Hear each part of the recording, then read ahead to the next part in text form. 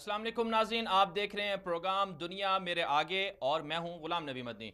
दुनिया भर से आज की टॉप स्टोरीज जिन पर हम आज बात करने जा रहे हैं उनमें शामिल है पाकिस्तान की सियासी सूरत हाल और पाकिस्तान के अंदर जो सियासी सूरत हाल में ऊंच नीच है उस पर बात करेंगे। नवाज शरीफ के सिक्योरिटी गार्ड ने कैमरा मैन पर क्यों तशद्दुद किया ये भी आपको बताएंगे। इसके अलावा पाकिस्तान में भारतीय जासूस बहुत ज़्यादा हो चुके हैं। एक और बड़े भारतीय जासूस को पाकिस्तान से रिहा किया गया है। कलभूषण यादव नेटवर्क के पाकिस्तान में मददगार कौन हैं उससे भी आपको आगाही देंगे। पाकिस्तान की 10 साला कारकर्दगी रिपोर्ट जारी कर दी गई है। आईएसपीआर के तर्जुमान ने इस रिपोर्ट को सराहा है। बरतानवी एयरलाइन ने 10 साल बाद पाकिस्तान के लिए परवाजें भी बहाल कर दी हैं। बहुत बड़ा कारनामा है। पाकिस्तान और बरतानिया के ताल्लुकात अब बेहतरी की जानिब गामजन हैं। वजूहात क्या हैं ये भी आपको बताएंगे। इसके साथ साथ हूसियों और यमनी हुकूमत के दरमियान अमन मुज़ाकरात के बाद सूरत हाल एक मरतबा फिर कशीदा हो गई है और अल हदीदा में हूसियों की गोलाबारी भी जारी है। और फिर यमन का मुस्तकबिल क्या होगा। यमनी हुकूमत ने हूसियों को मुज़ाकरात से मुनहरिफ होने का जिम्मेदार भी करार दिया है। ये सारी सूरत हाल भी आपके सामने रखेंगे। ईरान में महंगाई और गुर्बत के खिलाफ मुजाहरे जारी हैं और ईरानी हुकूमत का मुजाहिरीन पर जबरो तशद्दुद भी जारी है। इससे भी आपको आगाही देंगे। और सबसे बड़े जो अहवाज शहर है ईरान का, वहां पर पुलिस और खुफिया एजेंसियों ने बड़े पैमाने पर क्रैकडाउन भी शुरू कर रखा है। शामी खाना जंगी का खात्मा कब और कैसे मुमकिन है। आलमी ताकतें बशारुल असद को शाम का हुक्मरान बरकरार रखने पर मुत्तफिक क्यों हैं, इससे आपको आगाही देंगे। और साथ में अवाम का क्या मुतालबा है, शामी अवाम का बशार के खिलाफ, ये भी आपको बताएंगे। इसके साथ साथ चीन ने 40 साला माशी तरक्की की रिपोर्ट जारी की है और चीन तरक्की के बावजूद आलमी बालादस्ती का मुतलाशी नहीं है, ये कहना है चीनी सदर का। और इसके साथ साथ एक और स्टोरी शामिल करेंगे क्योंकि आज दुनिया भर में अरबी ज़ुबान का आलमी दिन मनाया जा रहा है। मुसलमानों के लिए अरबी ज़ुबान की अहमियत किस कदर ज़रूरी है और मुस्लिम माशरा किस तरह से अरबी ज़ुबान को फ़रोग़ दे सकता है ये भी आपको बताएंगे। और आखिर में आपको बताएंगे कि सऊदी अरब के अंदर जो खजूरों का बहुत बड़ा बाग है उससे आपको आगाही देंगे। तो ये हैं वो टॉप स्टोरीज जिन पर आज हम बात करने जा रहे हैं। दुनिया भर से टॉप स्टोरी हमारे साथ शामिल रहेंगी और आज हमारे प्रोग्राम की जीनत बने हैं हमारे साथी एंकर जनाब और तजज़ियाकार भी हैं जनाब फिरदौस जमाल साहब। फिरदौस साहब बहुत बहुत शुक्रिया आपको प्रोग्राम में आने का। चूँकि दुनिया भर से हम इस प्रोग्राम में डिस्कशन करते हैं, टॉप स्टोरीज़ पर तजज़िया करते हैं, तो आज जो पाकिस्तान से जो हमारे पास स्टोरी है, जो ख़बरें चल रही हैं, उनमें एक तो जो मुल्क की सियासी सूरत हाल है वो रोज़ बरोज़ तब्दील होती है। जाहिर सी बात है एक नई एंट्री सामने आई है नवाज शरीफ साहब की और उन्होंने कल मुलाकात भी की अपने भाई से और ये भी कहा कि 30 दिसंबर को जब यौम तासीस होगा नून लीग का बड़े जोश और जज्बे से मनाएंगे। उधर से पीपल्स पार्टी वालों ने भी अपनी तोपों का रुख इमरान खान साहब की तरफ किया हुआ है और जरदारी साहब तो ये भी कह चुके हैं कि मुमकिन है कि हुकूमत चंद दिनों बाद चली जाए। और ये सूरत हाल है। और दूसरी तरफ से जो सियासी जमातें हैं उनके जो गार्ड्स होते हैं या फिर उनके जो करीब सेक्रेटरीज होती हैं उनमें इस कदर अना और तकब्बुर होता है कि वो सहाफ़ियों तक को रोन डालते हैं। तो पहले तो आप ये बताएं कि पाकिस्तान की सियासी सूरत हाल किस तरफ जा रही है, बेहतरी की तरफ जा रही है और अपोजिशन जमातें जो प्रेशर डाल रही हैं, क्या तहरीक इंसाफ प्रेशर में आ जाएगी? बिस्मिल्लाहिर्रहमानिर्रहीम। सबसे पहले तो मदनी साहब आपका माशाल्लाह प्रोग्राम बहुत लोग देखते हैं सुनते हैं, बहुत खूबसूरत प्रोग्राम है। तो मुझे थोड़े से स्पीड में बोलना पड़ेगा आपके हंस पे वो। तो पहली बात तो ये है कि जिस तरह की सियासी सूरत हाल पाकिस्तान में बनने जा रही है ये तो इसका एक लाजमी मुतकाज़ी थे जिस तरह के हालात थे। मैं ज़ाती तौर पे ये समझता हूँ बतौर एक तजज़ियाकार कि जिस तरह एहतसाब का अमल तेज़ होता जा रहा है, जरदारी साहब की गर्दन भी मापी जा रही है और नवाज शरीफ साहब भी पेशियाँ भुगत रहे हैं और साथ में नेब जो है शहबाज शरीफ साहब पे भी हाथ डाल रही है। तो ये ख़ुद को बचाने के लिए एक आखिरी कोशिश है कि आपस में मिल बैठ के वहीं शहबाज शरीफ साहब जो कल तक नारे लगा रहे थे कि अवाम का लूटा हुआ पैसा जरदारी के पेट से निकालेंगे हाथ डाल के, जरदारी को लाहौर में घिसेड़ेंगे, वो कह रहे हैं जी आप आए हमारे सरपरस्त बने, हमारी सरपरस्ती करें। ये टोटल चोरों का जो है अली बाबा और 40 चोर मिल गए हैं दोबारा से हुकूमत को प्रेशर में लाने के लिए। मैं नहीं समझता हूँ कि इमरान खान साहब प्रेशर में आएंगे। अच्छा, तो चलें ये तो हो गया, लेकिन जो इमरान खान साहब की हुकूमत के लोग हैं जाहिर सी बात है वो तो प्रेशर ले रहे हैं। कल भी एक उनके रहनुमा ने कह दिया कि जरदारी साहब सिस्टम को डी रेल करना चाहते हैं। तो फिर तो इससे तो ये लगता है। फिर दूसरी तरफ से ख़ुद तहरीक इंसाफ के जो लोग हैं وہ خود آوازیں اٹھا رہے ہیں کہ فواد چودھری ٹھیک نہیں اپنی کارکردگی دکھا رہے اور معاشی طور پر پاکستان کی جو اکانومی ہے وہ ابھی تک ٹھیک نہیں ہو رہی. اس سے تو یہ لگتا ہے کہ تحریک انصاف اندرونی طور پر بھی پریشر کا شکار. دیکھیں زرداری صاحب کا جہاں تک معاملہ ہے وہ ایک پاکستان کے سینئر ہمارے سیاستدان ہیں, جمعیت علماء اسلام سے ان کا تعلق ہے, بہت خوبصورت بات کرتے ہیں. حافظ حسین صاحب, حافظ حسین احمد صاحب, انہوں نے خوبصورت بات کی کہ زرداری صاحب جو ہے ایک قدم آگے بڑھتے ہیں, 2 قدم پیچھے ہٹتے ہیں. زرداری صاحب کا یہ معاملہ, زرداری میں بھی جو ہے اگلے 1-1.5 ہفتے کے اندر زرداری صاحب جیل میں ہوں گے, بات ختم ہوگی. اچھا, جیل میں جا سکتے ہیں؟ جی جی بالکل جا سکتے ہیں. لیکن زرداری صاحب کے اتنے ہاتھ بڑے ہیں کہ ان کے بڑے بڑے جو ان کے ساتھ والے لوگ تھے, ڈاکٹر عاصم اور عبد المجید لوائی, سب کو پکڑا گیا, لیکن ابھی تک وہ تو نہیں, ابھی اسی لیے آخری جتنے چیخ چلا رہے ہیں, یعنی عدالت ان کو ریلیف نہیں دے گی, نہیں دے رہی ہے. خواجہ برادران کو تو بیچاروں کے ضمانتیں بھی مسترد ہوگی, پھر بھی ان کو بیچارے نہیں ہے, ملک کا پیسہ لوٹا ہے انہوں نے, ملک کو کھایا, کیسے بیچارے ہو گئے؟ تو پھر زرداری کو کیوں نہیں پکڑ رہے؟ زرداری کو پکڑ رہے ہیں, اسی لیے زرداری چیخ چلا رہے ہیں. ابھی آپس میں جو مل رہے ہیں, بیٹھ رہے ہیں, حکومت گرانے کی بات کر رہے ہیں. عوام کی منتخب حکومت کو آپ کیسے گرانے کی بات کریں گے؟ آپ اپنے ماضی کو دونوں پارٹیاں اٹھا کے دیکھیں, ایک دوسرے کو گھسیٹنے کی باتیں, اور ایک دوسرے کو, یہی زرداری صاحب تھے جو نواز شریف سے ملنے کے لیے آج ترس رہے ہیں, اور شہباز شریف صاحب کو کہہ رہے ہیں کہ ان سے میری ملاقات کرا دیں. آج کی میں آپ کو بات بتا رہا ہوں, زرداری صاحب کہہ رہے ہیں نواز شریف صاحب سے میری میٹنگ کرا دیں, میں تیار ہوں میٹنگ کرنے کے لیے. کل تک یہی زرداری صاحب تھے جو کہہ رہے تھے کہ نواز شریف جو ہے مجبوری میں ہوتا ہے تو پاؤں پکڑتے ہیں, اگر مجبوری میں نہیں ہو تو گردن پکڑتے ہیں. اچھا, ایک اور جو خبر کل سامنے آئی کہ نواز شریف کے جو سیکیورٹی گارڈ ہیں انہوں نے ایک کیمرہ مین صحافی پر تشدد کیا ہے, جس کے بارے میں سوشل میڈیا پر بھی کافی مذمت کی جا رہی ہے. نواز شریف نے خود بھی معذرت کی ہے لوگوں سے کہ ہم اس کی تحقیقات میں بھرپور تعاون کریں گے. تو آپ کیا سمجھتے ہیں کہ اس میں صحافیوں کا بھی قصور ہے کہ چونکہ وہ اندر گھس جاتے ہیں پھر ان کے گارڈ کو بھی ایکشن لینا پڑتا ہے, دوسری طرف سے کچھ جو بڑے بڑے سیاستدانوں کے قریب لوگ ہوتے ہیں ان کے اندر ایک بہت تکبر ہوتا ہے, وہ سمجھتے ہیں کہ کوئی بھی قریب نہ آئے. تو اس میں خود سیاستدانوں کا قصور ہے یا پھر صحافیوں کا یا عوام کا, کون قصوروار ہے؟ اس میں 2 باتیں ہیں. ایک بات تو یہ کہ اس طرح کے واقعات, کوئی گارڈ اس طرح کی بڑی جو ہے ایکشن, جب تک اس کو یہ یقین نہ ہو کہ پیچھے جس شخصیت کا میں گارڈ ہوں وہ اس کے جو ہے ہاتھ میرے اوپر ہوگا, وہ اپریشیٹ کرے گا, وہ حوصلہ رکھے گا میرے اوپر, جب تک وہ اس کا ذہن نہ ہو وہ یہ اقدام نہیں کر سکتا ہے. اس کو پتہ ہے کہ میں نے یہ جو کام کیا اس پہ مجھے انعام بھی ملے گا. میڈیا میں اور باتیں ہوتی ہیں لیکن آف کیمرہ کچھ اور باتیں ہوتی ہیں. ایک تو یہ ہے کہ یہ جو ہے ان کی جو جاگردانہ سوچ ہے, جو ان کا ایک فرعونیت کا ایک وہ تھا راج اور سوچ, ابھی تک نواز شریف کے گردن سے سریا نہیں نکلی. ایک بات یہ. دوسری آپ نے درست بات کی کہ صحافیوں کا بھی ایک, دیکھیں انہوں نے, ان کا جو وہ تھا سما کا رپورٹر تھا, چیف رپورٹر تھا, ان کے بارے میں یہ ابھی ایک خبر تو یہ بھی چلی کہ انہوں نے جو ہے گارڈ کے ماتھے پہ کیمرہ مارا تھا. تو گتھم میں اس طرح چیزیں دونوں طرف سے قصور ہے. تو اس کی روک تھام دونوں کی تربیت کرنی چاہیے. دونوں کی تربیت, دیکھیں ہمارے میڈیا کی تربیت نہیں ہے, اس میں کوئی دو رائے نہیں ہے. میڈیا کے ساتھ ہم سب کھڑے ہیں, پوری قوم میڈیا کے ساتھ کھڑی ہے. میڈیا کی ایک ذمہ داری ہے, رسپانسبلٹی ہے, لیکن اس کے ساتھ ساتھ میڈیا جس طرح کی حرکتیں کرتا ہے اس میں تو ظاہر ہے اس طرح کے. چلیں فردوس صاحب آگے بڑھیں گے, ایک اور سٹوری شامل کرتے ہیں. ناظرین کرام, پاکستان سے بھارتی جاسوس حامد انصاری کو رہا کیا گیا ہے, اور بھارتی جاسوس جو ہیں وہ پاکستان کے اندر بہت زیادہ ہیں. کلبھوشن یادیو کا نیٹ ورک بھی پاکستان میں سرگرم رہا اور کلبھوشن یادیو کو پکڑا بھی گیا, اور اس میں پاکستان کے اندر جو جاسوس ہوتے ہیں جو حملے کرتے ہیں اس میں عمومی طور پر پاکستان سے اندر سے بھی لوگ ملوث ہوتے ہیں, اور ساتھ ساتھ بیرونی سرزمین جو پاکستان کے پڑوسی ممالک کی ہے, بالخصوص ایران کی اور پھر ساتھ ساتھ افغانستان کی, وہ بھی استعمال ہوتی ہے. فردوس صاحب, پاکستان کے اندر بھارتی جاسوس آتے کیسے ہیں, اور پھر پاکستان کی کیا ایجنسیاں یا پاکستان کے ادارے اتنے کمزور ہیں کہ ان جاسوسوں کو آنے سے پہلے ہی ان کو روک دیں؟ نہیں, دیکھیں بات یہ کہ جو زمینی حقائق ہیں, گراؤنڈ ریالٹی یہ کہ پاکستان ہندوستان جو ہے 70 سالوں سے 2 دشمن دیش ممالک ہیں. بارڈریں ہماری ملی ہوئی ہیں, ایک دوسرے کے خلاف ہم پراکسی وار بھی لڑتے ہیں, انٹیلیجنس وار بھی لڑتے ہیں. ہمارے جاسوس وہاں ہیں, ان کے جاسوس یہاں ہیں, ان کی جیلوں میں ہمارے قیدی, ہمارے جیلوں میں ان کے قیدی. یہ کوئی اچھمبے کی بات نہیں ہے. اچھمبے کی بات یہ کہ اس میں جو ہے کچھ جو ہمارے اندر سے لوگ ان کے سہولت کار بنتے ہیں, ہمارے اندر سے میر جعفر, میر صادق ان کے لیے کھڑکیاں کھولتے ہیں, ہمارے ہمسایوں میں بیٹھے کچھ ممالک ان کے سہولت کار بنتے ہیں. انڈیا ہمارا دشمن ہے, ظاہر ہے, اس سے ہم یہ توقع تو نہیں رکھیں گے کہ وہ ہمارے لیے عبدالستار ایدھی بھیج دے, وہ ہمارے لیے ٹھیک ہے نا وہاں سے تحفے تحائف بھیجے.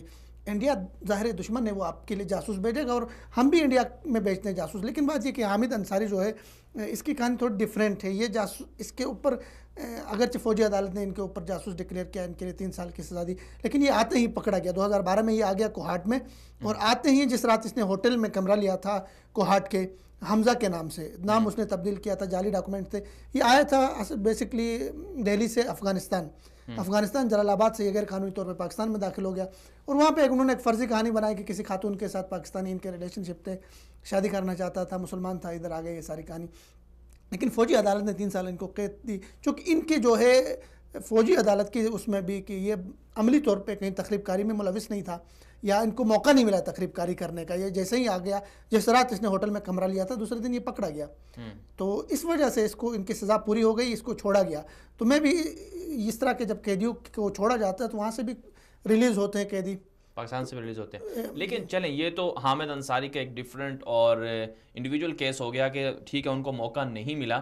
اس سے پہلے آپ یہ بھی کہہ چکے ہیں کہ دونوں طرف سے پراکسی وار تو دنیا میں لڑی ہی جاتی ہے، لیکن ہم یہ دیکھتے ہیں کہ پاکستان کے اندر جو دھماکے ہو جاتے ہیں یا پاکستان کے اندر اس طرح کارروائیاں ہو جاتی ہیں، اس سے یہ تاثر ابھرتا ہے، لوگ یہ سمجھتے ہیں ہمارے ہاں جب بھی کبھی دھماکہ ہوتا ہے کہتے ہیں جی راہ اس میں ملوث ہے، تو اس کا مطلب تو یہ ہوگا پھر ہم لوگ صحیح طرح سے ان کو جواب نہیں دے رہے. دیکھ ہم کم کہتے ہیں، وہ زیادہ کہتے ہیں. آپ اگر انڈیا میں کہتے ہیں کسی کو سر میں بھی درد ہو تو وہ کہتے ہیں ISI ملوث ہے. وہاں کبوتر آتی ہے کہتے ہیں اس کے پیچھے ISI ہے. وہاں پہ معمولی بھی پہلے تعاون کی بیماری پھیلی ہندوستان میں، کہا اس کے پیچھے ISI ہے. جعلی نوٹ مارکیٹ میں آیا، کہا اس کے پیچھے ISI ہے. معمولی بھی ان کے ہاں تو بہت زیادہ ISI فوبیا بہت زیادہ ہے، اور ISI ہر اس میں بلکہ بہت معمولی چیزوں میں. اس کے اونٹ جو راجستھان سے اونٹ گئے پاکستان کے بارڈر کراس کر کے اونٹ، وہاں پہ انہوں نے اس اونٹ کو باقاعدہ طور پہ سزا دی، اس کی جیل ہوئی، اور اس کی نگہداشت کے لیے 11 پولیس کو مقرر کیا کہ یہ اونٹ پاکستان سے ISI نے بھیجا ہے راجستھان میں. تو ان کے ہاں تو بہت زیادہ یہ الزامات کی سیاست ہے. لیکن اس میں کوئی دو رائے نہیں کہ انڈیا جو ہے ہمارا دشمن ہے، اور ان کی جو وار ہے وہ زہریلی زیادہ ہے. ہم تو وہاں پہ پاکستان ایک پرامن ملک ہے، پاکستان یہ چاہتا ہے کہ ہمسایوں کے ساتھ اچھے تعلقات ہوں. اچھا، اس میں ایک اور بات جو ہے وہ کلبھوشن یادیو کا جو نیٹ ورک ہے، ظاہر سی بات ہے وہ پکڑا گیا، بڑے عرصے کے بعد پکڑا گیا، اور بڑی تخریب کاریاں بھی کی، اس نے اقرار بھی کیا. پاکستان کے بلوچستان میں انہوں نے بہت زیادہ بدامنی کارروائیاں بھی کی، اور اس کے لیے پھر پاکستان کی جو ایران کا جو ملک ہے، پاکستان کا پڑوسی ملک ایران، اس کی سرزمین استعمال ہوئی ہے. تو ایسے نیٹ ورکوں کے بارے میں آپ کیا کہتے ہیں کہ ہم نے ٹھیک ہے دونوں طرف سے ہم بھی جس طرح یوز کرتے ہیں وہ بھی کرتے ہیں؟ تو اس میں ایک بات میں آپ کو اس کی اصلاح یا اس کو درست کرنا چاہوں گا کہ دنیا میں جتنی بھی انٹیلیجنس ایجنسیز ہیں، جیسے KGB تھی، یا موساد ہے، یا CIA ہے، یا ہماری جو ایجنسی ہے، ان میں بنیادی طور پہ ایجنسیز کا کام یہ ہوتا ہے کہ آپ معلومات کو اکٹھا کر کے اپنے ملک لے کر آئے. صحیح. لیکن راہ جو ہے ان کی جو ہے نا وہ آپریشنل ہے زیادہ، وہ یہ کرتی ہے، وہ دہشت گردی کی کارروائیاں بھی کرتی ہے. ہماری ایجنسی ہندوستان کے اندر اس طرح کے وہ اٹیمپٹ نہیں کرتی ہے، مثلا وہاں دھماکے نہیں کرتی ہے، پبلک مقامات پہ لوگوں کو نہیں مارتی، وہاں اس طرح کی تحریکیں نہیں چلاتی ہے. ہماری ایجنسی وہاں پہ کیا کرے گی، وہ جائے گی وہاں پہ ان کے جو پاکستان مخالف راز اور اس طرح کی چیزیں وہ لے کر آئے گی. انڈیا کیا کر رہا ہے، اس طرح معلومات. لیکن ان کی تو باقاعدہ طور پہ پاکستان میں تخریب کاری میں، دھماکوں میں، اس طرح کی کارروائیوں میں ملوث ہے جو غیر قانونی اور انلیگل ہے. جو کلبھوشن یادیو ہے، حامد انصاری کو چھوڑ دیا گیا، تو کیا کلبھوشن یادیو کو بھی چھوڑ دیا جائے گا؟ نہیں، کلبھوشن یادیو کو تو نہیں چھوڑیں گے. ان دونوں میں بہت فرق ہے. کلبھوشن تو ظاہر ہے ان کو بہت، ہمارے لیے ایک بہت بڑا کیس ہے کلبھوشن، عالمی عدالت میں اس کو ہم لے کر گئے، وہاں پہ اس پہ بات ہو گئی. اس کو تو اگر کوئی بہت بڑی ڈیل ہوتی ہے کہ مطلب چونکہ ہمارے کوئی ایسا جاسوس یا کوئی ایسی پرسنالٹی ان کی جیل میں نہیں جو اس کی رنگ کی ہو. یہ دنیای انٹیلیجنس کا بہت بڑا کیس ہے کہ اس رنگ کا جو ہے نا، کرنل رنگ کا حاضر سروس آفیسر کسی انٹیلیجنس کا پکڑا جاتا ہے. ہمارے بھی ہیں لیکن چھوٹے موٹے ایجنٹ ہمارے پکڑے جاتے ہیں. صاحب ایک بات اور ہے، پاکستان تو ہمیشہ ہم دیکھتے ہیں کہ پاکستان تو بہت رعایت کرتا ہے، ان کے لوگوں کو چھوڑ دیتا ہے، قیدیوں کو چھوڑ دیتا ہے، اور بڑی اچھی خوراک دیتا ہے. ملاقات کروا دی کلبھوشن سے. لیکن انڈیا کا رویہ پاکستان سے ہمیشہ اچھا نہیں رہتا. ابھی دیکھیں پاکستان کے ایک جو آرمی سے کچھ کرنل، غالباً ان کا مجھے نام یاد نہیں آ رہا، ان کو انڈیا میں پکڑا گیا یا ان کو مار دیا گیا، کچھ اس طرح کی خبریں ہیں. لیکن دوسری طرف سے ہمارے ہاں دیکھیں اس کرنل کو انہوں نے نیپال بلا دیا. وہ ریٹائر کرنل تھا، حاضر سروس نہیں تھا نا، اس کے پاس کوئی ایسی انفارمیشن تھی. نیپال چونکہ ان کے انڈیا اور نیپال کی بارڈر لگتی ہے، اور وہاں پہ نیپال میں جتنی بھی وہ اصل حکومت وہاں پہ اگر آپ صحیح بات بتائیں تو وہ انڈیا کی ہے. انڈیا کا اس میں بہت زیادہ اثر رسوخ ہے. تو وہ اس کو فریب دے کے کسی نوکری کے جانسے میں ڈال کے وہاں پر لے کر گئے، اس کو وہاں سے انہوں نے اغوا کر دیا.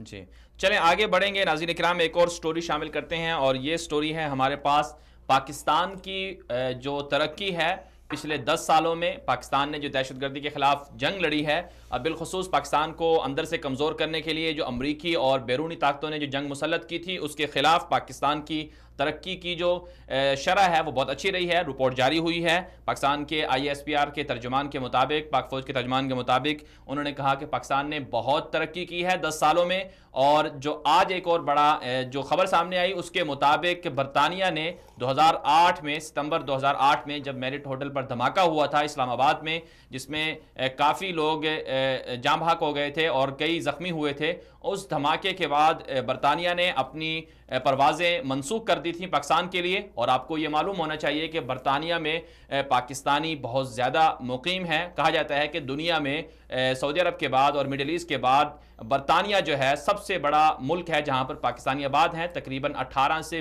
20 लाख से ज़ायद जो पाकिस्तानी हैं वो बरतानिया में मुकीम हैं और पाकिस्तान की जो मईशत है उसको सहारा देते हैं, पाकिस्तान में बहुत ज़्यादा पैसे वगैरह भेजते हैं सालाना तरसीलात ज़र। तो आज अच्छा फैसला हुआ, ब्रिटिश एयरलाइन ने ये ऐलान किया कि वो पाकिस्तान के लिए अपनी परवाज़ों का ऐलान कर रही है और हर हफ्ते तकरीबन 3 जो हैं परवाज़ें बरतानिया से पाकिस्तान के नया जो एयरपोर्ट बना है इस्लामाबाद एयरपोर्ट, वहाँ पर आया करेंगी। ये एक बड़ी अच्छी बात है और इससे पाकिस्तान और बरतानिया के ताल्लुकात भी अच्छे हो रहे हैं और इसे जितना सराहा जाए उतना कम है। फिरदौस साहब, आपका मैं कमेंट लूँगा इसी हवाले से कि ये खबर जो हमारे सामने आई है, बरतानिया में मुकीम भी बहुत सारे लोग हैं, तो आप इस हवाले से क्या कहेंगे कि पाकिस्तान किस तरह जा रहा है और पाकिस्तान का दुनिया में किस तरह से चेहरा अच्छा उभर रहा है? देखिए, ये खबर तो पाकिस्तान के लिए बहुत हौसला अफजा है। इस पे पाकिस्तान के तकरीबन अपोजिशन और हुकूमत दोनों जमातों के लोगों ने क्रेडिट लेने की कोशिश की कि ये बहुत हमने करवाए है, तो मतलब ये अच्छा इकदाम उसको सराहते हैं। ISPR ने इस पे ट्वीट किया और उनका शुक्रिया अदा किया। बेसिकली जैसे कि आपने कहा 20 सितंबर को जब मेरठ में हमला हुआ था तो उस वक्त इन्होंने ये परवाज़ें बंद की थी। उसकी वजह ये थी कि इनका जो अमला था पाकिस्तान में जब आता था तो वो वहाँ मेरठ पे ठहरता था इस एयरलाइन का, तो इस वजह से इन्होंने अमन अमान की सूरत हाल थी, इस वजह से बंद किया था। और साथ में ये कि ये वाहिद परवाज़ थी, वाहिद एयरलाइन थी जो PI के अलावा अपनी सर्विस जो है डायरेक्ट इस्लामाबाद से लंदन के लिए इनकी सर्विस थी। और जितने एयरलाइंस हैं अभी भी पाकिस्तान से डायरेक्ट नहीं है, वो पाई जाती हैं, मिडल ईस्ट की हैं, कतर है, दूसरे जितने एयरलाइंस हैं, इमारात है, ये अपने होम स्टेशन पे वहाँ रुकती है, वहाँ से जाती है। तो इनकी डायरेक्ट परवाज़ें थी और हफ्ते में इनकी 6 परवाज़ें थी। अच्छा। और इनके साथ खुसूसी मुआहदे थे पाकिस्तान के साथ। तो इसके दोबारा जो है बहाल होना बहुत खुश आइंद है। और साथ में एक और चीज़ ये है कि इस तरह की जब ख़बरें आती है, अब देखिए इन्होंने इनके जो वो थे पाकिस्तान और खलीजी ममालिक के लिए उनके जो यहाँ के मैनेजर थे, उन्होंने प्रेस कॉन्फ्रेंस की।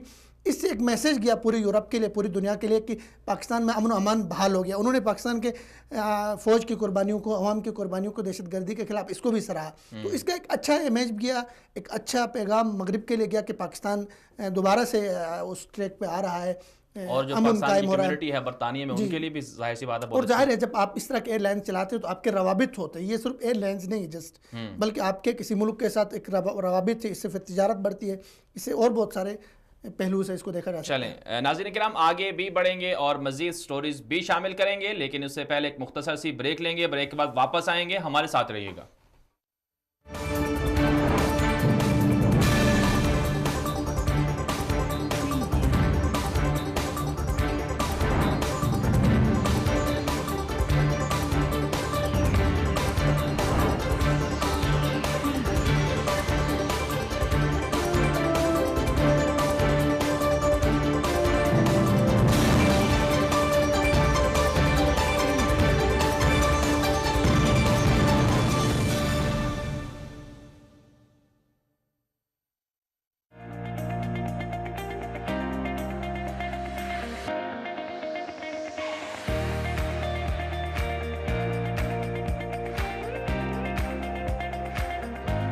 एशिया से अफ्रीका तक,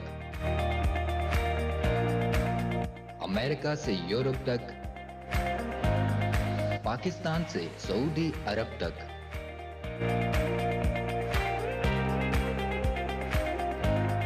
दुनिया भर की ताज़ा और मुस्तनद खबरें, बेलाग और मुनफरिद तज्ज़ियात, सियासी, समाजी और मुआशरती प्रोग्राम्स, तज्ज़ियाकारों, दानिश्वरों, माहिरीन और मुफक्किरीन की बेहतरीन टीम।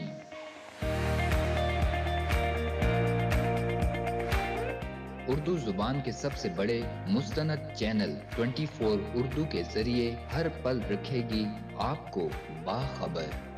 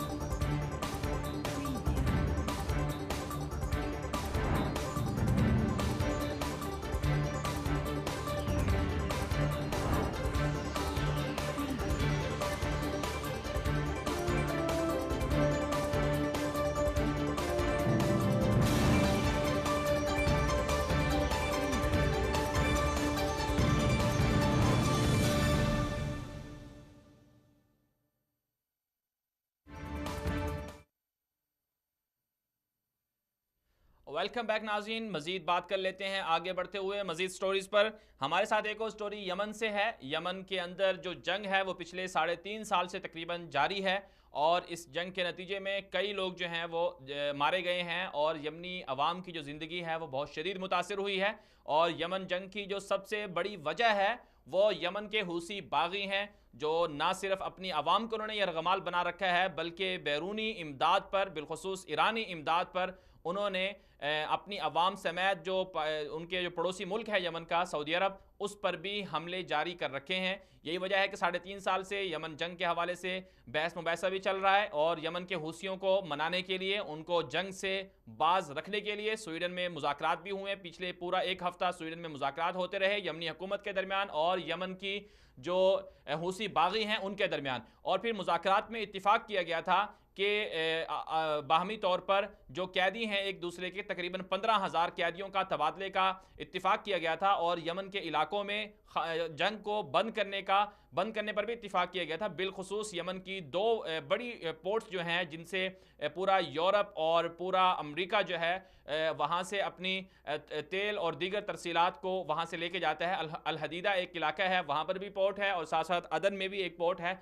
वहाँ पर खाना जंगी बहुत ज़्यादा है। और जो आज की खबर है उसके मुताबिक अल हदीदा के अंदर हूसियों ने दोबारा से जंग छेड़ रखी है और झड़पें भी जारी हैं। और साथ साथ यमन की हुकूमत ने यह कहा है कि हूसी जो हैं वो स्वीडन मुज़ाकरात को नाकाम करने की और उनसे इन्हिराफ करने की कोशिश कर रहे हैं। जाहिर सी बात है ईरान इससे बहुत खुश है कि यमन की जंग चलती रहे ताकि उनके अपने जो मफादात हैं वो उन्हें मिलते रहें। मज़ीद जान लेते हैं इसी हवाले से, मज़ीद कमेंट्स लेंगे। फिरदौस साहब, आप क्या समझते हैं कि यमन की जंग के हवाले से स्वीडन में मुज़ाकरात हो गए और इत्तिफाक भी हो गया कि जंग को ख़त्म किया जाए, लेकिन फिर भी जंग चल रही है, तो ये हूसी जंग ख़त्म क्यों नहीं कर रहे? देखिए, मैं जहाँ तक समझता हूँ यमन के हवाले से स्वीडन में जो मुज़ाकरात हुए बहुत उजलत में हुए थे। उसका होमवर्क या जो करना था उस पर वो नहीं हुआ था और उसमें बहुत सारी चीज़ें थी। कुछ ममालिक जो हमसाए थे, पड़ोसी, उनको ऑन बोर्ड नहीं लिया गया इस मुज़ाकरात में। ये सरसरी नौइयत के मुज़ाकरात थे, उसमें बहुत सारी डिपली चीज़ें थी। खुद हौसियों के अंदर बहुत सारे ग्रुप्स थे, उन स्टेक होल्डर्स को नहीं ले लिया। हमसाए में सऊदी अरब था, वहाँ मिसाइल फायर होते थे, उनको भी उन्होंने नहीं लिया। वहाँ उनकी भाई पूरी फ़ौज है, इत्तेहादी फ़ौज, वो वहाँ पे हमले कर रही है, उनको ऑन बोर्ड नहीं लिया। तो अक़वाम मुत्तहिदा ने पता नहीं क्रेडिट लेने के लिए था या उजलत में उन्होंने एक छोटी सी हल उसका ये कि खिते के जितने ममालिक इसमें इन्वॉल्व हैं इस जंग में, सऊदी अरब हो गया, ईरान हो गया, खुद यमनी हुकूमत और जितने फ़रीक हैं, और साथ में पाकिस्तान ने इस पर अच्छा वर्क किया था। पाकिस्तान बड़े उसके से स्लोली उस पर जा रहा था। ये उजलत में अक़वाम मुत्तहिदा ने पता नहीं पाकिस्तान के किरदार को ख़त्म करने के लिए इस पर एक छोटा सा स्वीडन में 2 बंदूकों बुला के वहाँ पे उन्होंने उस पर डीपली वो मुज़ाकरात जितने होने चाहिए थे नहीं हुए। बहुत पहलुओं पे हो जाएंगे। इसमें ये होता है कि पहलू आप क्या देखने होता है कि स्टेप बाय स्टेप आपके मुज़ाकरात आगे बढ़ेंगे। फ़ौरन ये चीज़ें नहीं होती कि जंगबंदी हो गई जी, इधर गले मिल गए, हाथ मिला दिया, ख़त्म, टेबल, ऐसा नहीं होता। अब ये कि हल ये कि दोबारा से इसको जो है पाकिस्तान को किरदार अदा करना चाहिए। इसमें ईरान मान जाएगा। ईरान, चूँकि ईरान से पाकिस्तान की बात हुई थी, ईरान ने हामी भरी थी कि हम इस पे पाकिस्तान जो आगे बढ़ेगा, हम इसी तरह सऊदी अरब से भी बात हो गई थी। लेकिन ईरान तो ये कहता है कि यमन हमारे लिए मुक़द्दस है और यमन के ज़रिए से हम हरमैन तक जाएंगे और विलायत फ़क़ीह को हर जगह उन्होंने फैलाना है। और फिर यमन के हवाले से ईरान में बड़ी बड़ी कॉन्फ्रेंसें भी हो रही हैं। तो ईरान तो मेरा नहीं ख्याल कि वो इस बात पर राज़ी हो कि ईरान, देखिए ईरान असल मसला है कि ईरान वहाँ पे जिन लोगों के इन्हिसार करके लड़ रहा था, जो उनके वो थे, गुमाश्ते थे या जो भी उनके वो थे, हौसी थे, हौसियों की कमर टूट चुकी है वहाँ पे। वो ज़ाहिर कितने एक कबाइल कितने अरसे तक लड़ेंगे वहाँ पे। तो वो हौसी जो है अभी उनको समझ आ गई कि हम तो इस्तेमाल हो रही थे। तो उन्होंने देखे कि कुछ अरसा हो गया, उन्होंने सऊदीया पे मिसाइल भी फायर नहीं किए। वो अमन चाहते हैं, लेकिन कुछ अनासर, कुछ कमांडर उनके ऐसे अभी जिन लोगों ने दोबारा छेड़ी है वो ईरान के ईमा पे उन्होंने किया है। तो वो कोशिश है, ईरान अभी खुद अंदर अपने मुल्क में जिस तरह की सूरत हाल है उसकी वो अफोर्ड नहीं कर सकता है। अच्छा, चलें नाज़रीन किराम, आगे बढ़ेंगे और मज़ीद बात कर लेते हैं। इराकी पार्लिमानी वफ़द की शाह सलमान से मुलाकात सामने आई है। पिछले तकरीबन 3 से 4 हफ्ते पहले इराक के जो नए सदर थे, 2018 मई 2018 में इराक में इंतखाबात हुए। उसके बाद एक मखलूत हुकूमत इराक के अंदर बनी थी। और आपको मालूम होना चाहिए कि 2003 में जब सद्दाम के ख़िलाफ़ ऑपरेशन किया गया था, अमेरिका ने जंग मुसल्लत की थी। उसके बाद 2008 में इंतखाबात हुए और फिर 2018 में इंतखाबात हुए। تو یہ 2018 میں انتخابات جب ہوئے تو چونکہ کوئی پارٹی بھی اکثریت حاصل نہیں کر سکی، اس لیے مخلوط حکومت بن گئی، اور جو وہاں کے صدر تھے برہم صالح، انہوں نے دورہ کیا، اپنا کویت کا بھی دورہ کیا، اور اس کے ساتھ متحدہ عرب امارات بھی گئے، سعودی عرب بھی آئے، شاہ سلمان سے ملاقات بھی کی، اور اس کے بعد بلکہ سعودی عرب آنے سے پہلے وہ ایران بھی گئے، ایرانی حکام سے بھی ملاقاتیں کی۔ عراق کا جو مسئلہ ہے بنیادی طور پر مشرق وسطیٰ میں، یہیں سے بنیادی طور پر جو مشرق وسطیٰ میں بدامنی پیدا ہوئی وہ عراق سے ہی پیدا ہوئی 2003 میں، جب امریکہ نے جنگ مسلط کی تھی۔ اب صورتحال تبدیل ہو رہی ہے، جنگ کے بعد ایران نے عراق پر قبضہ کر لیا تھا، وہاں کی سیاست پر، وہاں کی وسائل پر، اور عراق کو سعودی عرب سے دور کر دیا تھا، لیکن اب کوششیں سامنے آ رہی ہیں کہ عراق جو ہے وہ سعودی عرب کے قریب ہو رہا ہے، سعودی عرب بھی عراق کو قریب کر رہا ہے، اور اس سے پہلے برہم صالح جو صدر ہیں عراق کے، انہوں نے دورہ کیا، اور اب جو ہے کل جو ہے وہ پارلیمانی وفد آیا ہے عراق کا، انہوں نے ملاقات کیا شاہ سلمان سے، اور یہ ایک بڑی ایک جو سٹیٹمنٹ سامنے آئی اس کے مطابق عراقی سپیکر جو ہیں، پارلیمان کے جو سپیکر ہیں، ان کا یہ کہنا تھا کہ عراق کی حکومت نے عراق کے اندر داعش کو جو شکست دی ہے وہ سعودی عرب کی مدد سے دی ہے، اگر سعودی عرب عراق کی مدد نہ کرتا تو عراق کے اندر داعش کا خاتمہ ناممکن تھا، اور دوسری طرف سے سعودی عرب نے جو عراق کے ساتھ اپنا بارڈر لگتا ہے اسے بند کیا ہوا تھا، اسے بھی کھولنے کا اندیا دیا ہے، تجارتی طور پر بھی بڑے اچھے تعلقات ہو رہے ہیں، مثبت پیش رفت ہو رہی ہے، اور کہا جا رہا ہے کہ مشرق وسطیٰ میں قیام امن کے لیے یہ جو ملاقاتیں ہیں، یہ جو تعلقات ہیں، بہت بڑی پیش رفت ہیں، اور اس سے مستقبل میں بڑے اچھے ثمرات مل سکتے ہیں۔ فردوس صاحب، آپ سے میں جاننے کی کوشش کروں گا کہ جو عراق ہے یہ بنیادی طور پر ایک مرکز بن گیا تھا، اسی سے باقی ملکوں میں جنگ چھڑی ہے، تو اب سعودی عرب اور عراق پر زیادہ تر جو قبضہ تھا، کنٹرول تھا، وہ ایران کا تھا، ایران زیادہ تر تھا۔ اب وہاں کی جو قوم پرست لوگ ہیں وہ بھی چاہتے ہیں کہ ایران کو وہاں سے نکال دیں، کیونکہ اس کی وجہ سے ایرانی جو ملیشیائیں ہیں عراق کے اندر، الحشد الشعبی ہے اور دیگر ہیں، انہوں نے بڑی بدامنی پھیلائی ہوئی ہے، تو آپ کیا سمجھتے ہیں کہ سعودی عرب اچھا کردار ادا کر رہا ہے کہ عراق کو ساتھ ملا رہا ہے باقی ممالک کے درمیان میں؟ دیکھیں، اس میں یہ ہے کہ کسی بھی ملک میں جب جنگ زدہ ذہن ہوتا ہے تو وہ بہت عرصے تک نہیں چلتا ہے۔ اچھا، جنگ ختم ہوتی ہے، اس کی قوم، اس کے لوگ جو اس ملک کے ہیں وہ سوچتے ہیں کہ ہم نے اپنے ملک کو اٹھانا ہے، اس کو آگے لے کے جانا ہے۔ جنگ بہت عرصے تک نہیں رہ سکتی، جنگ کا مزاج بھی نہیں رہ سکتا ہے۔ تو عراقی قوم نے یہ چیز محسوس کر دیا کہ ابھی جس طرح کی صورتحال ہمارے ملک میں ہے، اس سے تو مطلب وہ تنزل کی طرف جا رہا ہے، وہ عراق جو کبھی تہذیب و تمدن کا گہوارہ تھا بالکل کھنڈارا بن چکا ہے۔ تو اب انہوں نے یہ کہا کہ ایران تو ان کے لیے کوئی مدد نہیں کر سکتا اس خطے میں، ریجن میں، عسکری طور پہ تو اس نے کیا جو کرنا تھا، لیکن ان کی معیشت کو اٹھانے کے لیے، ان کے اقتصاد کو اٹھانے کے لیے، ان کے ملک کو بہتری کی طرف لے کے جانے کے لیے وہ عرب ممالک کے محتاج ہیں۔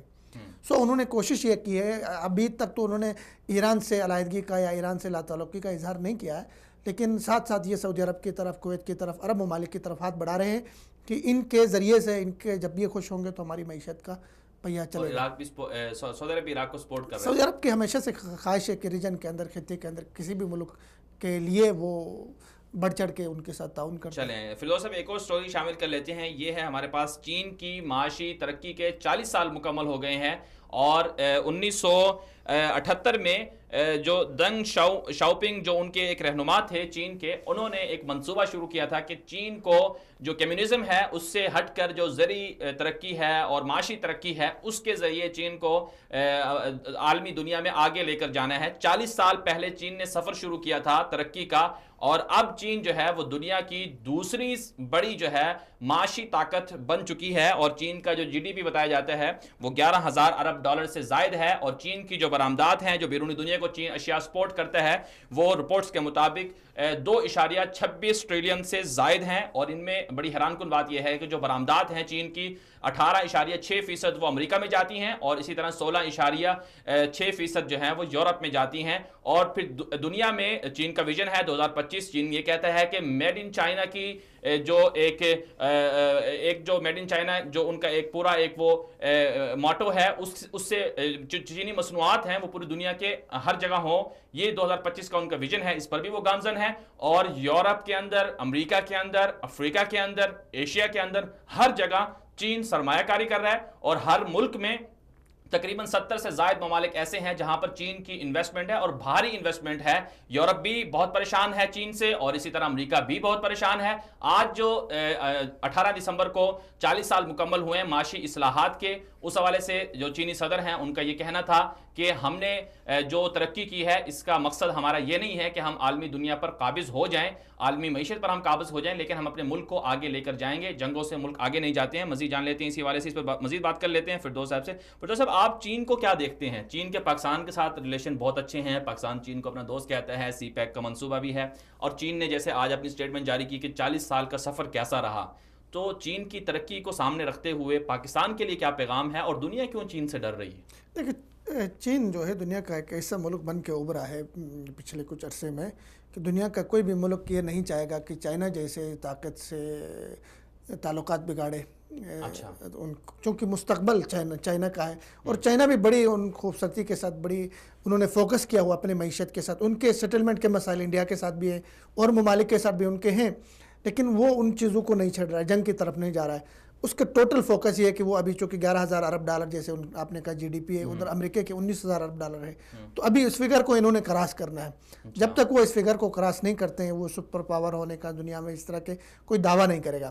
تو ٹوٹل اس کا فوکس ابھی اس کی طرف. اور پاکستان کا اچھی بات ہے کہ خطے میں چائنا ایک بہت اہم ملک ہے اور ہمارے ساتھ اس کی سرحد لگتی ہے، اور پاکستان کے ساتھ ان کے دونوں طرف سے ان کے جو تعلقات ہیں اس کو سراہا جاتا ہے. تو لیکن گوادر جو ہے، گوادر ہم نے چائنا کو حوالے کیا ہوا ہے، چائنا وہاں پر انویسٹمنٹ کر رہا ہے، تو اس کا مطلب تو یہ ہوا کہ پاکستان گوادر کے ذریعے چین بہت آگے جائے گا. پاکستان کا بھی ایک چین کی ترقی میں رول تو ہوگا. دیکھیں، اس طرح یہ ہوتا ہے کہ آپ جی کچھ مفروضے ہیں سی پیک کے حوالے سے، گوادر کے حوالے سے کہ چائنا اس کو انڈیا کمپنی بنائے گا، ہم سے کمائے گا. ایسا نہیں ہے. پاکستان ایک ایٹمی ملک ہے، ایک بہت ذمہ دار ملک ہے، اور یا سنگاپور یا اس طرح کے جیسے سری لنکا جیسے ممالک کے ساتھ اس کی تشبیہ نہیں دی جا سکتی، اس کو نہیں دیا. تو چائنا بھی کمائے گا، ہم بھی کمائیں گے اس سے. اچھا، کوئی پاکستان کی اس پہ سلامتی بھی کوئی حرف نہیں آئے گا؟ پاکستان ڈگنیٹی اور آنر کے ساتھ ان کے ساتھ ڈیل کر رہا ہے. کوئی اچھا فردوس صاحب، ایک اور بات کر لیتے ہیں. ایک اور سٹوری ہے ہمارے پاس، چونکہ آج دنیا بھر میں عربی زبان کا عالمی دن منایا گیا، اور دنیا بھر میں کہا جاتا ہے کہ تقریباً 66 ملکوں میں 470 ملین یعنی کہ 47 کروڑ سے زائد جو لوگ ہیں وہ عربی زبان بولتے ہیں. اور عربی ایک ظاہر سی بات ہے ایک بہت بڑی زبان ہے دنیا کی، اور اسلام کی جو زبان ہے، رسول اکرم صلی اللہ علیہ وسلم کی جو زبان ہے، مسلمانوں کی جو زبان ہے، قرآن کی جو زبان ہے، اور حدیث کی جو زبان ہے، فقہ کی جو زبان ہے، وہ بھی عربی ہے. اور دنیا کے اندر عرب کلچر، عربی زبان نے اپنا ایک سکہ بٹھایا، جمایا. آج بھی یہی وجہ ہے کہ دنیا میں عربی زبان کی وجہ سے پہلے ایسا ہوتا تھا کہ دنیا کا ہر ملک جو ہے وہ عربی بولتا تھا، عربی سیکھتا تھا، لیکن بعد میں جب غلبہ دوسری طرف پلٹنے لگا، مغلوب ہونے لگے عرب ممالک کے لوگ، تو اس سے پھر انگریزی نے، انگلش نے ترقی کی، اور پھر عربی کسی حد تک پیچھے چلی گئی. لیکن اب بھی دنیا میں دوسری بڑی زبان جو ہے وہ کہا جاتا ہے کہ وہ عربی ہے. بہت سارے لوگ یہ زبان بولتے ہیں. اسی والے سے دنیا بھر میں آج 18 دسمبر کو عالمی دن قرار دیا جاتا ہے عربی کے حوالے سے. تو اس پر ہم مزید بات بھی کریں گے. ہمارے ساتھ ٹیلی فون لائن پر پاکستان سے اسکالر بھی موجود ہوں گے، مفتی زبیر صاحب، ان سے بھی ہم مزید جاننے کی کوشش کریں گے، اور ہمارے ساتھ اسٹوڈیو میں جو ہمارے مہمان موجود ہیں اس وقت ان سے بھی جاننے کی کوشش کریں گے کہ عربی کی اہمیت کیا ہے اور مسلم معاشرے میں اس کو کیسے فروغ دیا جا سکتا ہے. دیکھیں، عربی کی اہمیت جیسے آپ نے فرمایا کہ عربی ہمارے قرآن کی زبان ہے، مسلمانوں کی زبان ہے، جنت کی زبان ہے، اور اس کے ساتھ ساتھ عربی جو ہے بطور ایک زبان کے اسلام اور مسلمانوں سے ہٹ کے بھی اس کو دیکھا جائے تو اس کی جو خوبصورتی ہے عربی کا، اس کا رسیلا پن ہے، اس کے استعارات کی رنگینی ہے، چاشنی ہے، اس کے فصاحت و بلاغت ہے، اس حساب سے بھی عربی بہت بڑا مقام رکھتی ہے. اور اس کا جو عالمی دن منایا جا رہا ہے، اس کا پس منظر اگر ہم اس پہ بات کریں تو یہ 1973 میں اقوام متحدہ نے اس کو دفتری زبان قرار دیا. جو چند زبانیں تھے جن کو اقوام متحدہ نے اپنی دفتری زبان قرار دیا، ان میں عربی زبان بھی ہے. اور عربی زبان پہ بہت تحقیق ہو گئی، بہت کچھ لکھا گیا ہے. مستشرقین اور مغربی مستشرقین اور ان لوگوں نے جو تحقیق کی عربی زبان میں، محققین نے، انہوں نے کہا کہ سائنس، طب، فلکیات، اس طرح کی ایجادات میں بھی ہماری جو ڈکشنریاں ہیں اس میں کوئی 25,000 الفاظ ایسے ہیں جو عربی کے ہیں. ان کی ترقیاتی اس میں جدید اس میں سائنس میں. تو عربی کا ایک بہت بڑا کردار ہے دنیا کی تہذیب میں، دنیا کے کلچر میں، دنیا کے اس سارے. لیکن ہمارے لیے ایز پاکستانی اس عالمی دن کے موقع پہ میں یہ سمجھتا ہوں کہ ہمارے آئین کو آپ اٹھا کے دیکھیں. 1973 میں جب اس کو دفتری زبان قرار دیا گیا تھا، اسی 1973 میں پاکستان میں ایک آئین بنا تھا. اس آئین کے باب دوم بابدوم کا جو ہے نا اس میں بابدوم آئین کے، اور اس میں شیک 2 ہے اور 31 آرٹیکل ہے اس کو اٹھا کے دیکھیں، اس میں لکھا ہوا ہے صاف اور واشگاف الفاظ میں کہ پاکستانی ریاست کی یہ ذمہ داری ہے کہ عربی زبان کے نشر و اشاعت، اس کے فروغ اور اس کو سکھانے میں قوم کو اور اداروں کو فیسیلیٹیٹ کرے، ایسے ادارے قائم کرے جو عربی زبان کو سکھائے، چونکہ یہ عربوں کی زبان کے علاوہ یہ مسلمانوں کی ثانوی زبان ہے۔ پوری دنیا میں جو مسلمان ہیں 1 ارب سے زیادہ وہ اس زبان کو بولتے ہیں، ان کو سیکھنا چاہیے، تو عربی زبان کی بہت زیادہ اہمیت ہے اس میں کوئی تو لیکن یہ اگر اس کی تاریخ پہ بات کر لی جائے تو یہ غلبہ تھا، پوری دنیا کے لوگ عربی سیکھتے تھے، عربی میں کتابیں لکھی جاتی تھی، عربی زبان کے ہی مفکر اور سیاستدان تھے، تو غلبہ جو تھا وہ ختم تو ہو گیا، اب دوبارہ سے عربی کا غلبہ کیسے ہو سکتا ہے؟ دیکھیں ایک چیز، غلبہ کوئی بھی زبان یا جو لینگویج ہوتی ہے وہ طاقت کے ساتھ ہی ہوتی ہے۔ اب دیکھیں امریکہ کی انگریزی ہم سب کیوں بولتے ہیں، یہ اس وقت دنیا کے طاقت کی بھی زبان ہے، دنیا کی ٹیکنالوجی کی بھی زبان ہے، دنیا کی ایجادات کی بھی زبان ہے۔ عربی زبان تھی، عربی زبان نے صدیوں راج کیا ہے، چونکہ اس وقت مسلمانوں کے پاس ایجادات تھی، مسلمانوں کی طاقت تھی۔ یہ فاتح ہمیشہ یہ ہوتا ہے کہ جو فاتح ہوتا ہے اس کی زبان جو ہے نا مفتوح بول لیتے ہیں، کلچر اس کو اڈاپٹ کر دیتے ہیں۔ دیکھیں آپ بہت ساری مثالیں ہمارے پاس موجود ہیں۔ اس کا مطلب تو یہ ہو کہ مسلمان ابھی تک فاتح نہیں بن رہے۔ مسلمان جب مسلمانوں کا عروج شروع ہوگا اس وقت عربی زبان عروج کیسے شروع ہو سکتا ہے؟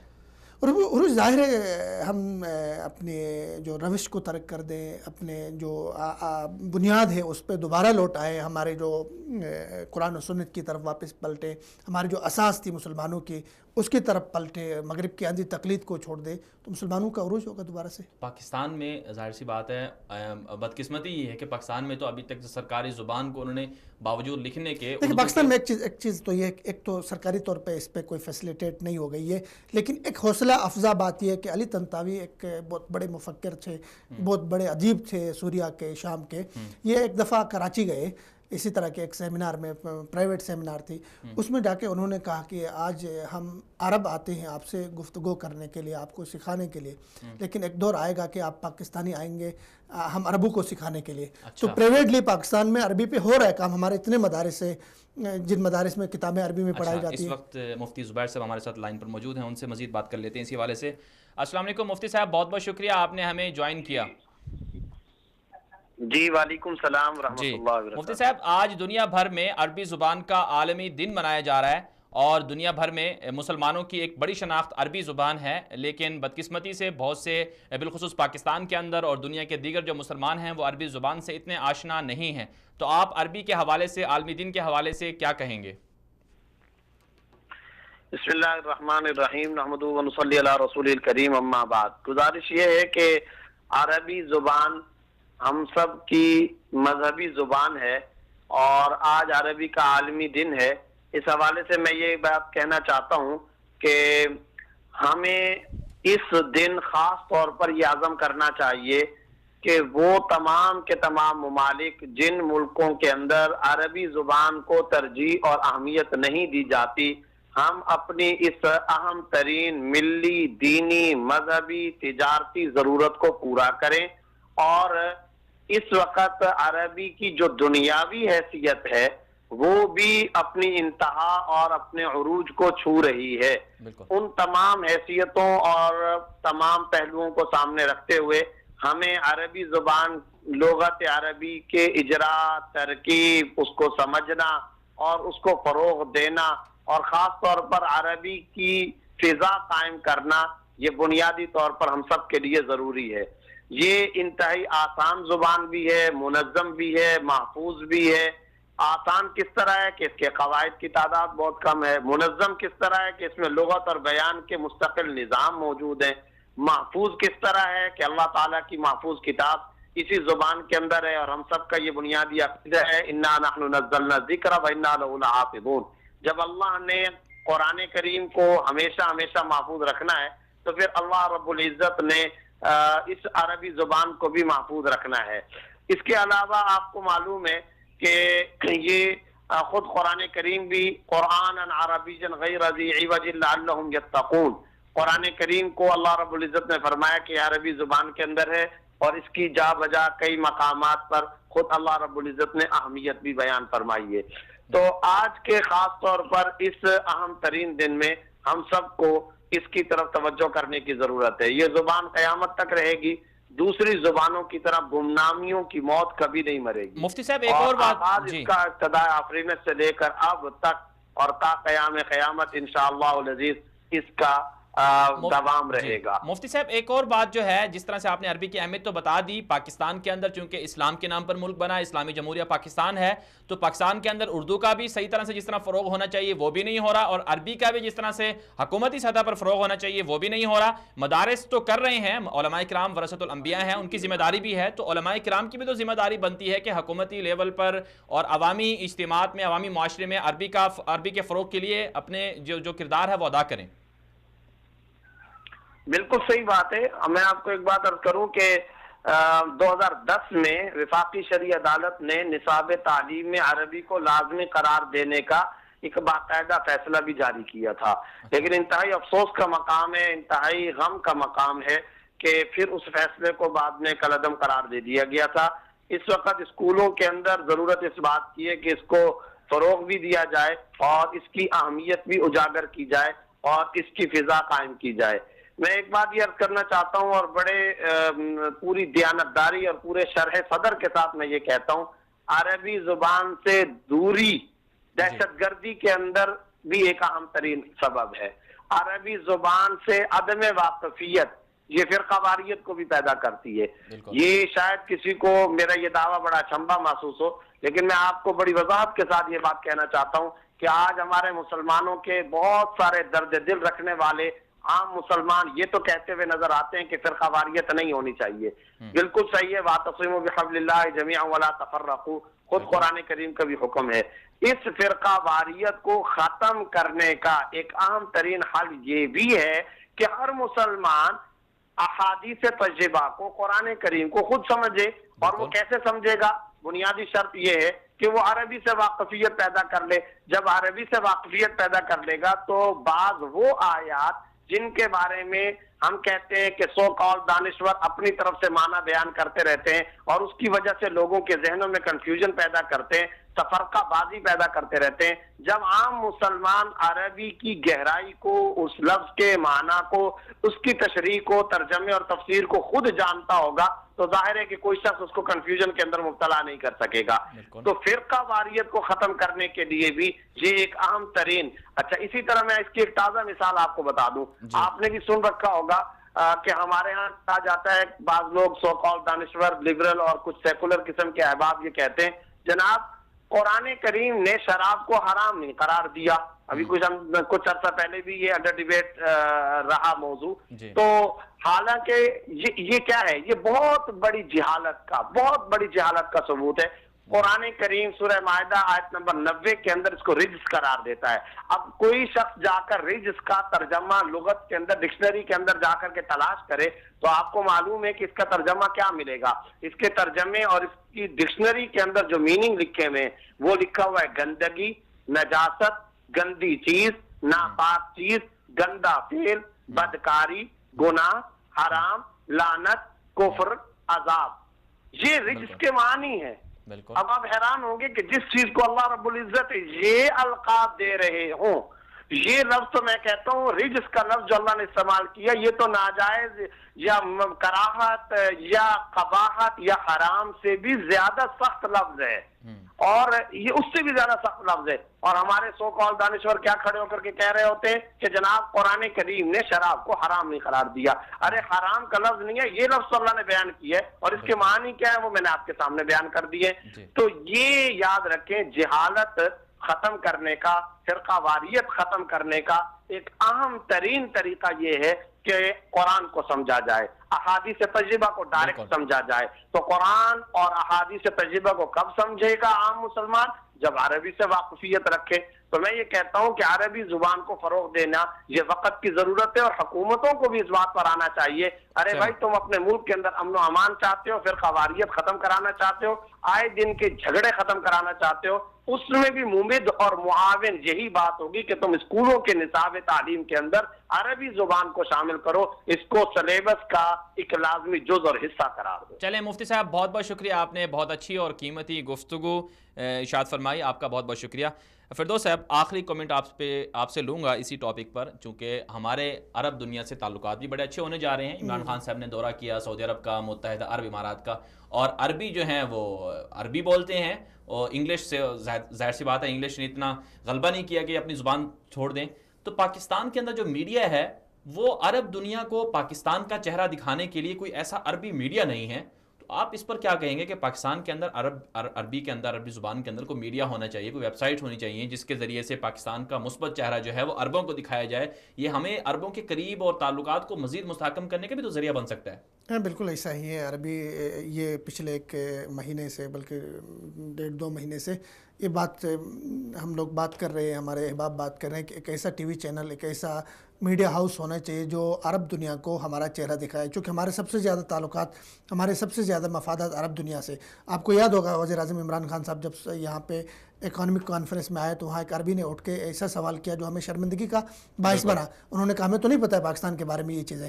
تو پاکستان کے بہت مثبت چیزیں ہم دکھا سکتے ہیں عالم عرب کو, تو اس کے لیے ضروری ہے کہ ایسا ایک ٹی وی چینل یا اس طرح کا ایک میڈیا ویب سائٹ وغیرہ ہو. ناظرین اکرام, آگے بھی بڑھیں گے اور مزید سٹوریز بھی شامل کریں گے, لیکن اس سے پہلے ایک مختصر سی بریک لیں گے. بریک پر واپس آئیں گے, ہمارے ساتھ رہیے گا.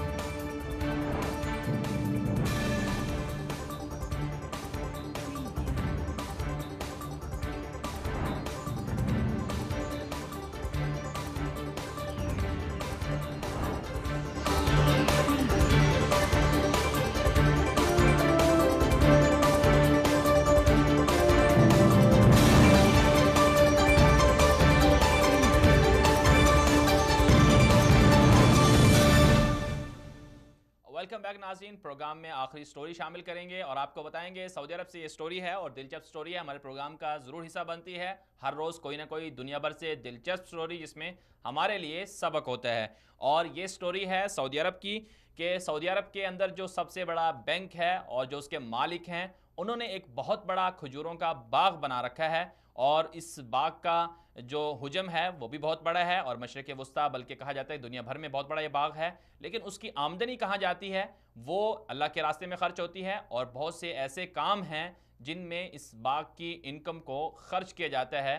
یہی وجہ ہے کہ سعودی عرب کے جس شخص کا یہ باغ ہے اسے سعودی عرب میں, نہ صرف سعودی عرب میں بلکہ دیگر جو ممالک ہیں, بالخصوص جو غربت کا شکار ممالک ہیں, ان میں ان کو بہت زیادہ خراج عقیدت پیش کیا جاتا ہے, کیونکہ ان کی وجہ سے بہت سے گھرانے چل رہے ہیں, بہت سے دینی مراکز چل رہے ہیں. اسی حوالے سے ہمارے ساتھ ہم فردوس جمال صاحب سے جاننے کی کوشش کریں گے. انہوں نے بھی اپنی وال پر یہ سٹوری شیئر کی تھی, تو اسے پاکستان میں بہت سراہا گیا. عربی زبان میں تھی پہلے, اور انہوں نے اردو میں اس کو ترجمہ کیا اور اسے شیئر کیا. ان کی اپنی وال پر بہت زیادہ اس سٹوری کو پڑھا بھی گیا اور اس کو شیئر بھی کیا گیا. فردوس صاحب, آپ اس سٹوری کے حوالے سے کیا بتائیں گے جو آپ کی وال پر تقریباً 10,000 میرے خیال میں شیئر ہو چکی ہے, تو یہ اس سے کیا سبق ملتا ہے ناظرین کو؟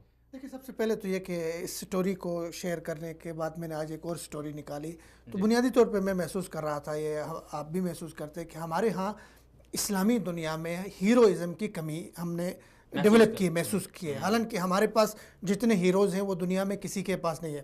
ہماری تاریخ بھری پڑی ہے کہ اتنے ہیروز ہمارے پاس ہیں جن کو فالو کیا جائے گا. چونکہ آپ دیکھیں ابھی مغرب کے پاس تو ہیروز نہیں ہے, وہ کیا کرتے ایسے مطلب کردار وہ تخلیق کرتے ہیں, فرضی اپنے بچوں کو وہ کردار دکھاتے ہیں اور ایک بہت بڑا کر کے اس کو پیش کر لیتے ہیں. ابھی بل گیٹ ہے, ٹھیک ہے نا, ان کے کوئی فلاحی کام اتنے زیادہ نہیں ہے, لیکن اس کو اتنا ایک بڑا نام بنا دیا, عوادے بنا. لیکن ہماری اسلامی دنیا میں ایسی قیمتی خوبصورت شخصیات ہیں, ان کے بہت بڑے کردار ہیں, ان کے بہت بڑے کام ہیں جن کو میڈیا پہ نہیں لایا گیا.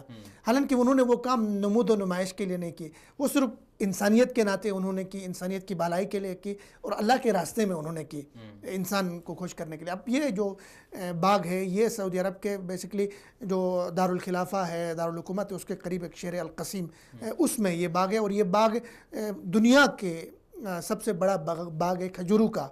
इसमें जो खजूर होते हैं सालाना वो 10,000 टन इसमें खजूर होते हैं। अच्छा। जो खजूर होते हैं, और उसके साथ खजूरों की नफीस किस्में जो है 45 किस्में खजूरों की यहाँ पे नफीस हैं। और इसमें जितने दरख्त हैं वो तकरीबन 2 लाख दरख्त यहाँ पे अच्छा। उनकी निगहदाश्त के लिए इसमें बेहतरीन किस्म के दुनिया भर से चुनिंदा जो है इंजीनियर्स रखे हुए हैं, मुलाजमीन रखे हुए हैं, उसकी बाकायदा देखभाल मेडिकल के हवाले से भी ये होती है। लेकिन खूबसूरत बात यह कि इसकी जितनी इनकम है वो इनकम जितने खैराती इदारे पूरी दुनिया में काम करने वाले इंसानियत के लिए अफ्रीका में, पाकिस्तान में या दुनिया के दीगर ममालिक में, वहाँ उन पे खर्च होती है। और साथ साथ में हरमैन शरीफिन में जो दस्तरखान लगते हैं वहाँ पे खर्च होती है। सिर्फ और रमज़ान में या बाकी दिनों में भी, रमज़ान में तो खुसूसी तौर पे होती है, बाकी दिनों में भी। लेकिन खूबसूरत बात यह कि ये जिस शख्स का है सुलेमान राजी, वो कोई अरबपति आदमी नहीं था। अच्छा। वो कोई मतलब उसका बचपन जो है ना सोने के चमचा और ये उसमें नहीं हुआ था। वो जब पैदा हुआ था इंतहाई गरीब घराने में पैदा हुआ। यहाँ तक कि उसकी स्टोरी जो मैंने लिखी है उसमें ये भी लिखा कि वो स्कूल में जब जाता था तो उसको जो है एक दफ़ा ऐसा मौका आया कि कोई तफरीही प्रोग्राम बना स्कूल में, तो उनके पास 1 रियाल जेब में नहीं था उस प्रोग्राम में देने के लिए। 1 रियाल हर तालिब इल्म से मांगी थी, वो 1 रियाल उसके घर में नहीं थी। वो घर गया, वापस आया बहुत गमगीन, बहुत हज़ीन और ये सारा कुछ। लेकिन वहाँ पे क्लास में उन्होंने कोई सवाल का जवाब दे दिया तो उनके फ़लस्तीनी उस्ताद ने 1 रियाल उनको दे दिया। अच्छा। तो बाद में अल्लाह ताला ने इनको इतना दे दिया कि सऊदी अरब के अमीर तरीन आदमी है। अभी भी उसके जितने वक़्फ़ है वो जो है 60 अरब रियाल से ज़्यादा है जो वक़्फ़ उन्होंने किया है अल्लाह के रास्ते में। तो वो किस्सा इस तरह है कि वो उन्होंने जो है वो उसको बहुत बाद में याद आ गया कि एक उस्ताद ने मेरे ऊपर इस तरह का एहसान किया था, ज़रा ढूंढता हूँ जाके। तो वो पुरानी यादें ताज़ा करते हुए उन राहों पे चलते हुए वहाँ पे गए जिस मदरसे में बचपन उन्होंने गुजारा था। तो वहाँ जाके पूछा तो उन्होंने कहा कि उसका घर का पता बता दिया। तो घर के पता पे पहुँचे, उस्ताद बूढ़ा हो चुका है, हालात उनके मईशत के बहुत ख़राब हो चुके। उनसे कहा कि आप का मेरे ऊपर बहुत बड़ा कर्ज़ है, मैंने आपको कर्ज़ देना है। तो उस्ताद ने कहा मुझ फ़कीर और मिस्किन ने कहा किसके कर्ज़ मैंने किसी को नहीं दिया है। उन्होंने कहा नहीं मेरे ऊपर है, आप मेरे से गाड़ी में बैठाया। फिर उसको कहा आप याद कर रहे हैं मैं आपके शागिर्द था और आपने उस दिन मुझे 1 रियाल इनाम दिया था। तो उन्होंने कहा कि अभी आप मुझे वही 1 रियाल लौटाना चाहते हैं। अच्छा। तो उन्होंने कहा नहीं मैं 1 रियाल नहीं लौटाना चाहता, आप मेरे साथ आए। फिर उनको बंगला दे दिया, बहुत महंगी गाड़ी दे दी और कहा जब तक आप ज़िंदा हैं, आप यहाँ पर हैं, आपके जितने अखराजात हैं वो हमारे ज़िम्मे होंगे। तो ये खूबसूरत मतलब किरदार सुलेमान राजी सऊदी अरब में बहुत फलाही काम करते, बहुत ज़्यादा किरदार हैं। अगर आप अगले अपनी स्टोरी में शामिल करें तो ये हमारे ये जो है ना हमारी जो मुसलमान नस्ल है, मुसलमान कौम है, उसके लिए इसमें बहुत ज़्यादा असबाक है कि हमारे हीरोज़, हमारी शख्सियात, उनका तो ये किरदार है। इसको हम अपनी ज़िंदगी में, अपनी लाइफ में, अपने किरदार में इसको अडॉप्ट करने की कोशिश करें। चलें फिर दोस्तों, एक और बात भी सलमान राजी के बारे में कहा जाता है या गालिबन किसी और का है, वो अलबैक बड़ा मशहूर है सऊदी अरब में। कहते हैं कि उसकी भी कुछ, उससे भी कुछ 1 रियाल या कुछ इस तरह की इनकम जो है वो जी अलबैक किसी और का है, लेकिन उसमें भी यह है कि वो अपने तो तमाम जो इनकम है, अलबैक तो सबसे पहले बहुत फेमस है, दुनिया भर से आने वाले वो लोग हरमैन में जो आते हैं वो कहते हैं अलबैक ज़रूर खान। और कभी उनमें थोड़े से वो भी हो जाती है कि अलबैक को लब्बैक पढ़ते हैं, लब्बैक वो ज़रा तो उसके भी वो 3 हिस्से करता है। एक हिस्सा उसका ये है कि अलबैक का वो वापस उसी पे इन्वेस्ट कर लेता है जो उसका वो है। दूसरा फिर हिस्सा वो अपने अजीज़ व अकारिब, रिश्तेदार, रिलेटिव लोगों पे खर्च करते हैं। और तीसरा हिस्सा उसका फ़ी सबीलिल्लाह है जिसमें मस्जिदें हैं, फलाही काम है पूरी दुनिया में। चलें फिर दोस्त साहब, आपका बहुत बहुत शुक्रिया, आप तशरीफ़ लाए हमारे प्रोग्राम में। नाज़रीन इकराम, आपने दिलचस्प स्टोरी सुनी आखिर में कि अल्लाह के रास्ते में अगर ख़र्च किया जाए तो अल्लाह उस खर्च करने वाले को कभी ज़ाया नहीं करते। और अल्लाह ताला ने कुरान पाक में ये कहा है कि जो तुम्हारे अम्वाल हैं उनमें जो जिन लोगों के पास पैसे नहीं हैं, वफ़ी अम्वालिहिम हक़्क़ुल लिस्साइली वल महरूम, जिनके पास पैसे नहीं हैं या जो मोहताज हैं, जो मांगने वाले हैं, उनमें तुम्हारे अम्वाल में उनका भी हक़ है, उनका भी हिस्सा है।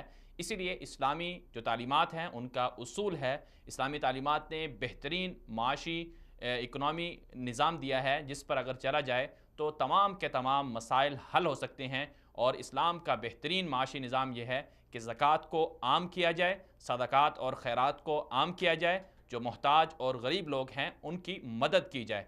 जब हर मुसलमान अपने तौर पर ये सोच लेगा कि मेरे पड़ोस में कौन मोहताज है, किसे ज़रूरत है, कौन हाजतमंद है, उसकी अगर मदद कर ली जाएगी, सदका खैरात उस तक पहुंचा दिया जाएगा, अपने माल में से सही तरीके से, पूरे तरीके से, अमानतदारी के साथ, दयानतदारी के साथ, भरपूर तरीके से अगर ज़कात निकाल ली जाएगी तो यकीनन पाकिस्तान से, न सिर्फ पाकिस्तान से बल्कि दुनिया भर से जो गुर्बत है, جو بے روزگاری ہے، جو مہنگائی ہے، جو مسائل ہیں، جو کرپشن ہے، انتشار فساد ہے، یہ سب ختم ہو جائے گا۔ اس لیے ہمیں اسلامی تعلیمات کو اپنانا ہوگا اور اپنی زندگی میں حسب وسعت جس کے پاس جتنی طاقت ہو اسے خرچ کرنے کی عادت بنانی ہوگی، بھلے 1 روپیہ کیوں نہ ہو۔ اس لیے ہمیں ایسی اپنی زندگی کو اچھا بنانا ہے، اور جن لوگوں نے اوپر گئے ہیں، جو لوگ اللہ کے راستے میں خرچ کر کے بہت بڑے مالدار بنے ہیں، ان کی جو کامیاب سٹوریز ہیں ان کا بھی مطالعہ کرنا ہوگا، اپنی نوجوان نسل کو بھی بتانا ہوگا کہ اصل ہیرو یہ لوگ ہیں۔